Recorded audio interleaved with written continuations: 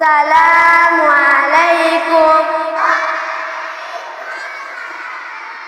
আমার নাম আব্দুল্লাহ আল জিহাদ। আমি মাবিয়া মুসলিম মাদ্রাসা নার্সারিতে পড়ি।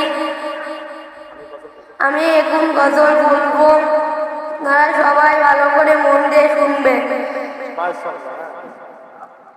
সোনার মদিনা বহু দূরে, প্রাণের মদিনা